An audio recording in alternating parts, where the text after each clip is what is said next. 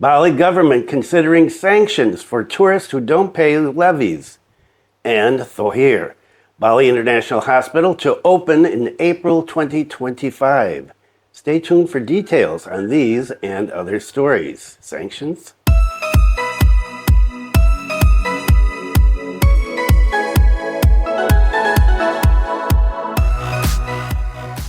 Selamat pagi. Welcome to the latest news from Bali in Indonesia. This is December 19th, 2024, and my name is Bruce.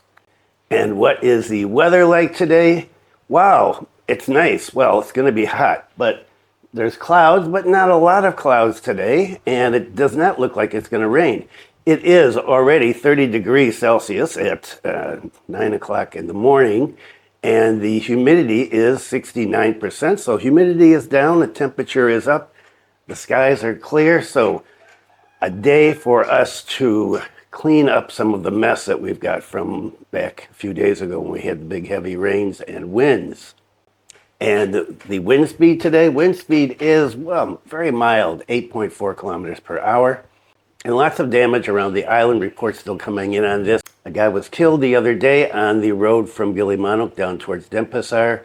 He hit a huge pothole, and fell off his bike into oncoming traffic and was run over. And houses with roofs blown off, and landslides and trees down. So a lot of stuff to clean up.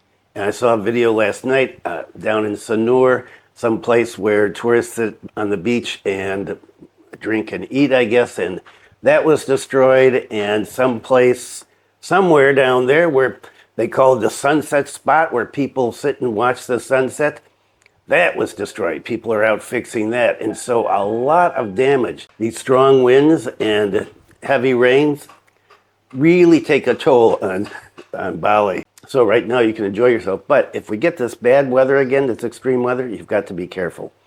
Okay, a lot of stuff to do today. Just a comment about next video. I'm taking a day off tomorrow to do some cleaning. Hopefully it will not rain again tomorrow, and I can fix up some things that were messed up during the heavy rains and wind. And Saturday, I should be making a video. Sunday is a big day for us. My granddaughter has her karate competition, and so we're going to be over watching that. Well, it could be all day. She said, "You just have to wait, Grandpa, until it's my turn to fight." And so there's a lot of kids that are going to be doing that. So that is our plan for Sunday. So nothing tomorrow, and should be a video on Saturday.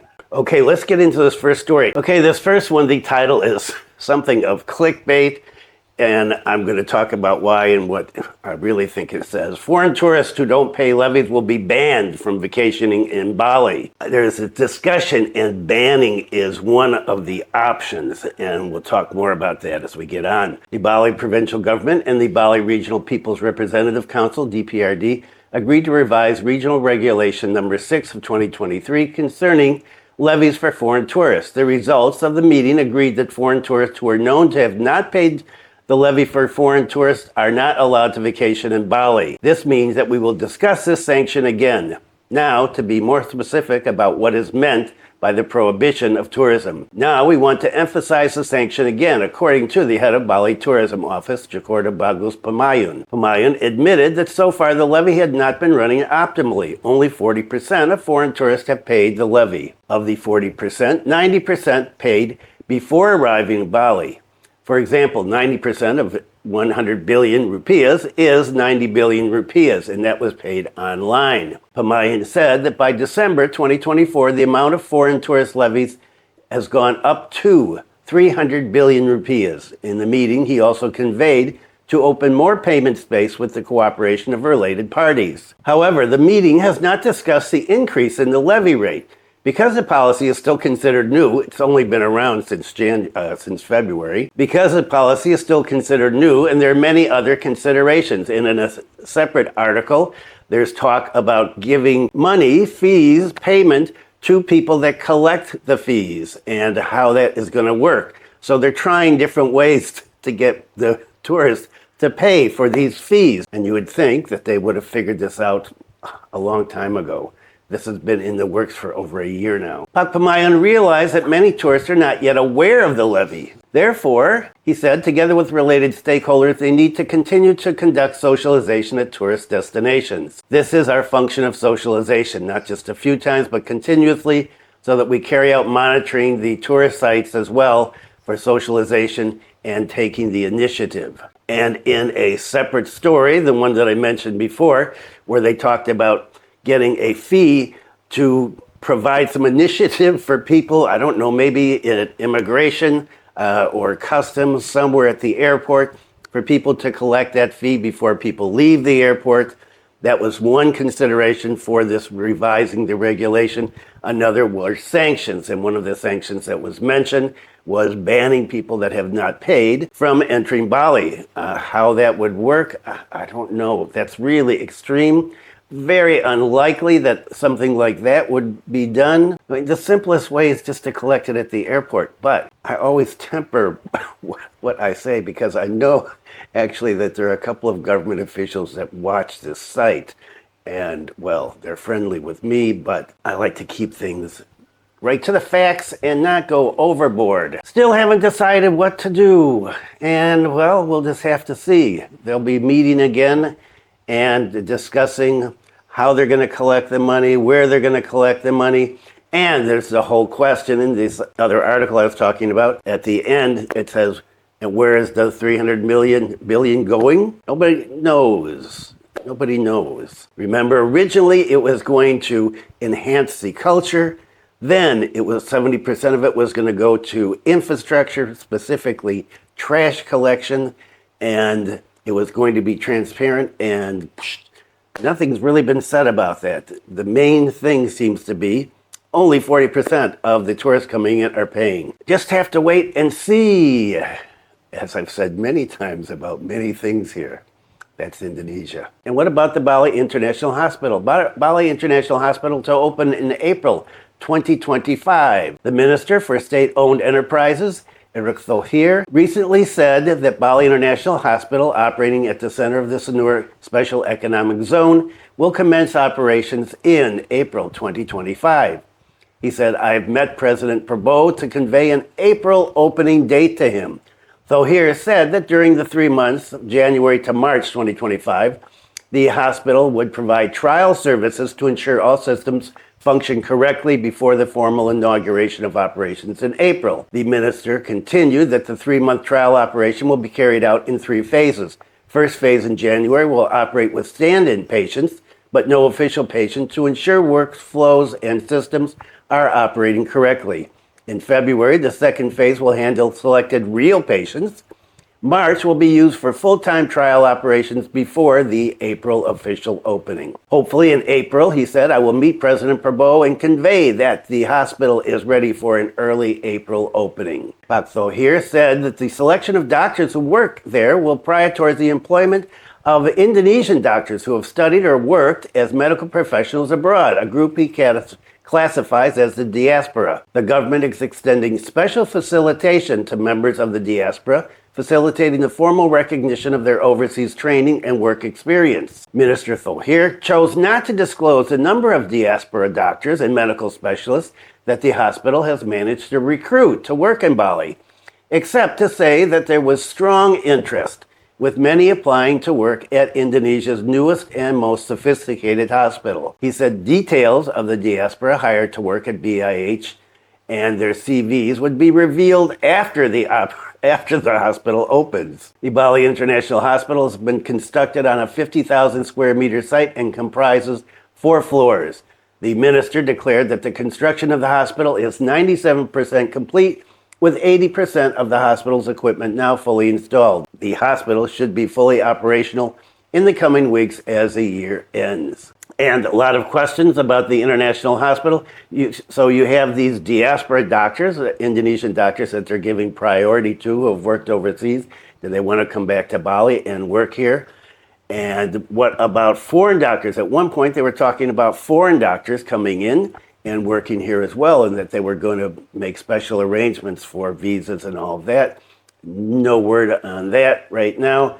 And so we just have to wait and see. Okay, and let's talk about some changes over in the port at Benoa. Concert venue to be built at Port of Benoa. Minister Thohir, again, has revealed plans to create a concert venue at Bali's Port of Benoa, Bali Maritime Tourism Hub. The minister has unveiled the plan during an inspection of major development projects underway at the port. He described how an 8.11 hectare area of the port known as Taman Sagara Kerti will be converted into a concert venue as part of an integrated facility containing a marina, entertainment facilities, and shopping areas, more shopping areas.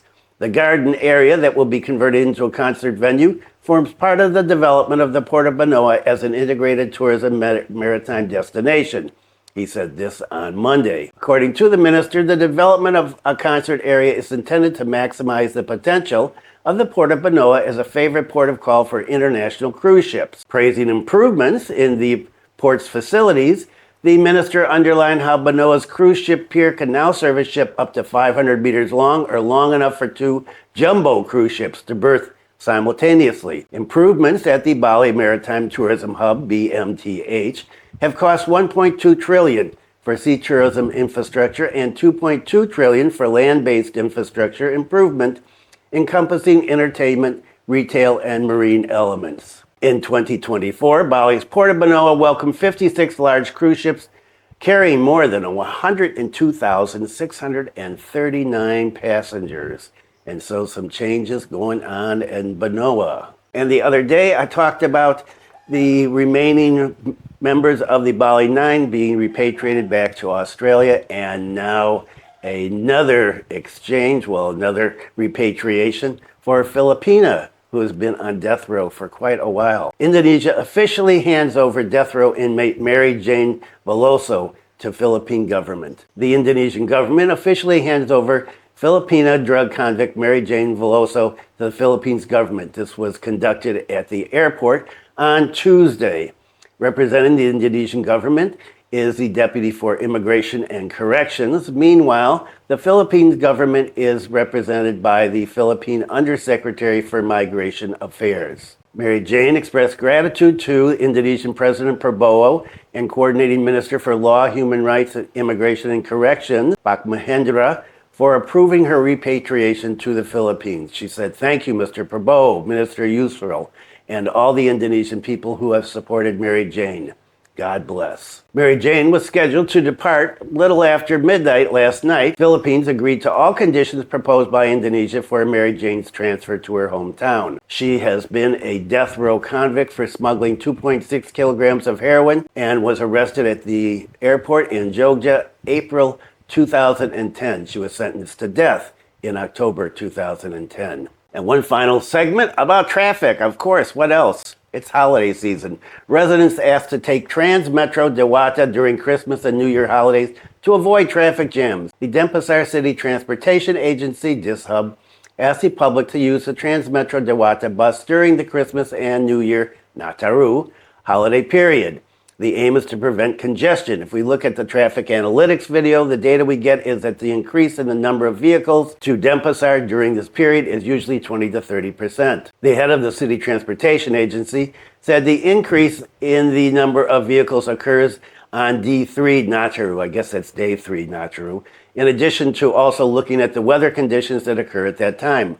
According to him, the points in Denpasar that have been crowded with visitors during Nataru and have become to the attention of the transportation agency are tourist areas in Sanur and malls. Trans Metro Dewata manager Ida Bagus Ekabudi said that every day there are 95 buses operating. There are a total of 6 corridors served by the buses. In preparation for Christmas and New Year, we as operators will only prepare personnel at the airport from December 21st to January. The personnel will be placed in the international arrivals and domestic arrivals areas. The goal is to speed up the process of boarding and disembarking passengers in the area. If we look at last year's data, he said, the increase in passengers during Christmas and New Year was around 10% from the daily number of passengers of 4,000 to 5,000 people. He has not predicted how much the number of passengers will increase for the holiday period. However, He hopes that the number of passengers will increase during this long holiday period. And so, do you think people will take the bus? Okay, that is it for today. And for all the new people that have subscribed, thank you and welcome. And I hope that you find some of this information useful, interesting, humorous. Thanks for viewing. Be kind to someone today. Take care, and I will see you next time.